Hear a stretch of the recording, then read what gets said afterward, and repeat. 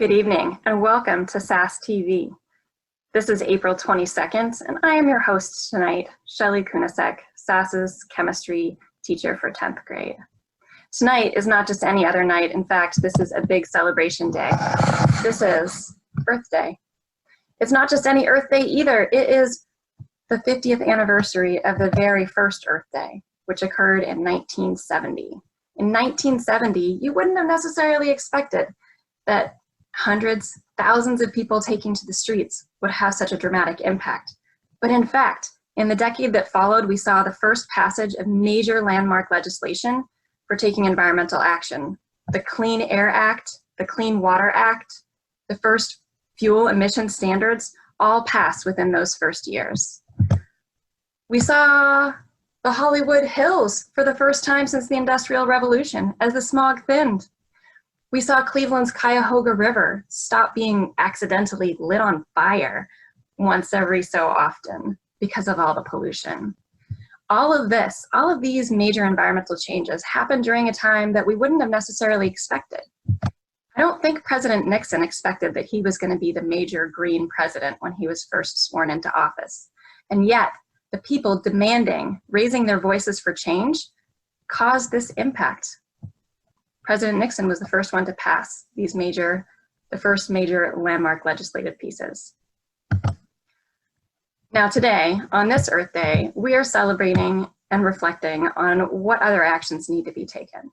We've got our air, we've got our water.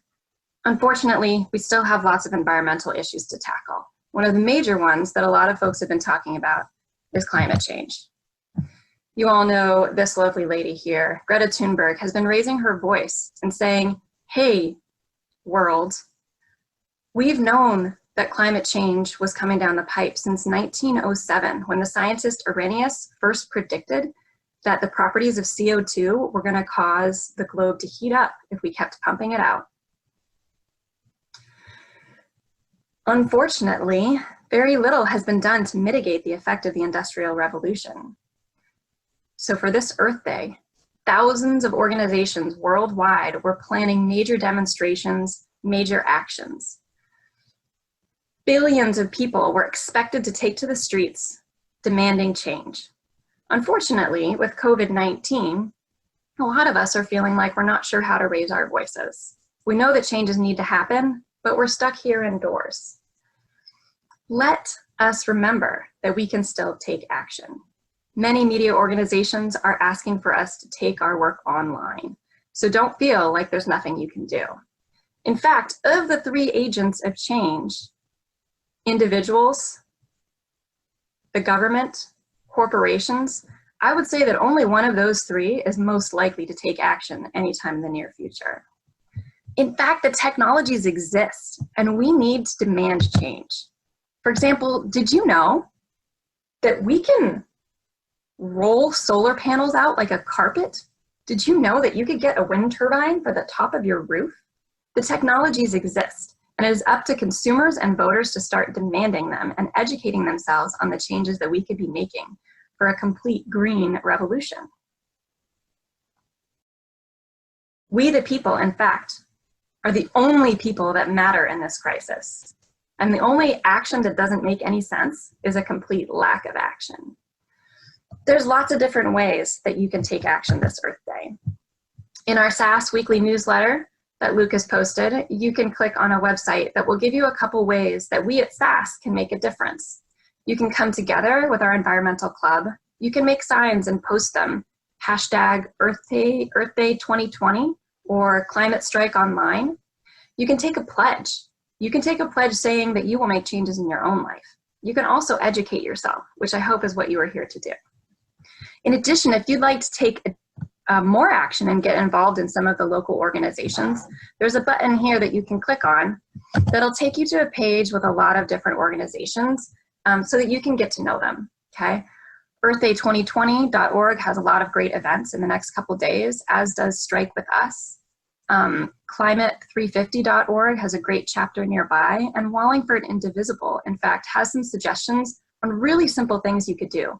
Texting, calling your representative, 2-minute actions that can tell the world that you intend to help make a change. One of the other major things you can do for yourself is you can educate yourself on what it's going to take to make a change. We're hoping to take the first steps in that tonight by watching the documentary, Who Killed the Electric Car? Did you know that the first electric cars were on the market by the mid-1990s? Why then does it feel like there's no electric cars on the streets?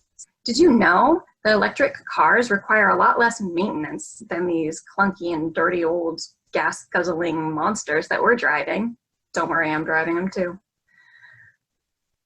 Why then, if we had the technology in 1990, why is it that we are not all driving electric cars? What you're gonna hopefully learn from this documentary is a story about the confluence of factors: government, auto manufacturers, oil companies, all colluding and working together to cause a lack of action and even a recall of perfectly good electric cars.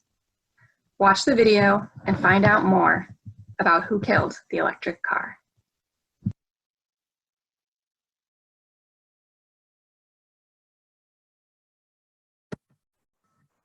Hey everyone. Before we jump into streaming the movie, we wanted to take a few minutes just to see if folks had some questions.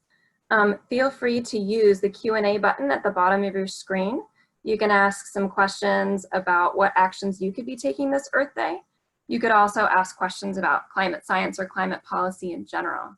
So feel free to take a second, click on that button, and enter any questions you would like to share. While you do that, I'll give some background on myself, since not all of our alums and parents know who I am. I'm our 10th grade science teacher here at SAAS. I got my PhD at UW in Earth and Space Science and did my research on paleoclimate reconstructions through ice cores from Greenland and Antarctica. I also am a proud club member of our environmental activism club and have been working with a little bit with Fridays for Future and some other organizations to try and enact some changes.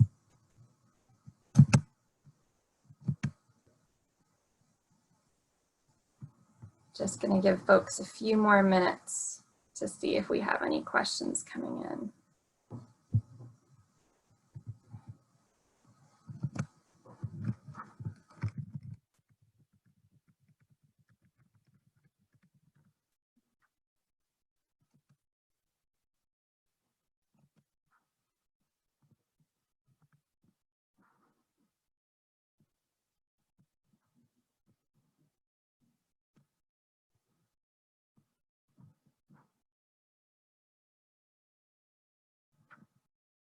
Great question. Our first question right now is, what is the biggest thing we can do right now during COVID-19? During COVID-19, the biggest thing you can do is to do something remotely, anything. News organizations, our national administration, our government, we'll be tracking how many people show up online for Earth Day, and those numbers send a message. So instead of marches, which we obviously cannot do right now, the two major options that I've seen different organizations present, number one is to do some climate art or some Earth Day art and post that on social media as hashtag Earth Day 2020 or Climate Strike or Climate Strike Online. Lots of different options. Literally, some news journalist is going to be counting how many posts got made and writing news articles about it. Another thing that you can do is you can go onto some of the live streaming events for different Earth Day organizations. A couple of them are linked up in the website that Lucas sent out in our weekly email this week. Attending any one of those, someone is also definitely counting how many people are attending those events. And your presence and your willingness to educate yourself on those issues sends a message. It sends a message to our entire nation about how important this issue is. What are organizations doing instead of marches for Earth Day? Those are the two main things that people are doing for Earth Day. There are live streaming events on strikewithus.org Those last for 3 days, so don't feel like you missed it if you didn't manage to get on there today. And posting art, climate, any messages you want on Instagram, Twitter, any of those things. You are absolutely welcome to post something, some message about what inspires you about that. I would also say that there are some local organizations that we've linked up in our website that are taking more direct actions. There are congressmen, your local representatives that you can send a message to. You can write a letter to them. In some cases, you might even be able to just shoot a text. So sometimes there are 2-minute actions you can do that still send a message about how important this issue is for you. I'm going to walk you through the website in a second, but let me get to our last question real quick. Can you tell us more about your SAAS website dedicated to climate information that you shared in your newscast? Absolutely. Let me take a second to share my screen with you so you can get a sense for what information is available on this site. So this is our SAAS climate action website for Earth Day. One of the first things you'll see when you get on here is this big green button that says Connect to Global Climate Actions.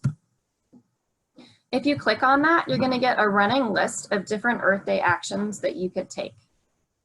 The two main ones that have live streaming events are these two at the top here, earthday2020.org and strikewithus.org. This first one is a 24-hour live feed, and strikewithus.org has a 3-day live stream, and so you can join their different events. Their theme for tomorrow, if you'd like to know, is divest of fossil fuels, and their theme for the third day, Friday, is raising awareness around voter issues. So who should you vote for? What legislation can you get behind, both for now and for this coming November? Wallingford Indivisible is a really cool one. Melinda Mueller is actively engaged in this group. You can see that here there are other links to Earth Day events. There are also more specific actions you can take. Write a call for action to prevent pandemics by protecting wildlife. So your written word carries some weight. You can write a letter to the editor. Save manatees. Tell Congress to restore America's Everglades. You can send an Earth Day message to Congress. Someone is definitely tracking how many people are taking the time to write a message to Congress. I will also just click you down here so that you see, here are the list of our representatives in our state, depending on which part of the county you live in, and also our senators. So these are direct links, and there is a script in case you would like a little prompting on some things you can write about. This one in particular is centered on reduction of single-use plastic. The last ones are climate350.org. That's a great local organization to get involved with. And I should also mention Washington Youth Climate Strike, I want to say. Not linked up here because they don't have a website, but it is, if you look them up on Facebook, I know that's where at least one of our students spoke during the live stream today, which was really exciting. Zola Morris did. The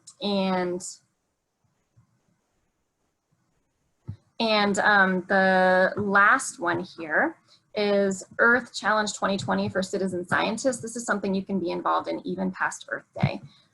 So those are just a few of the things, and please let me know if you've heard of other actions that you can take, and I will be posting them in the next couple days so that you can reach out and take some more action. Let me see if we have any other last questions.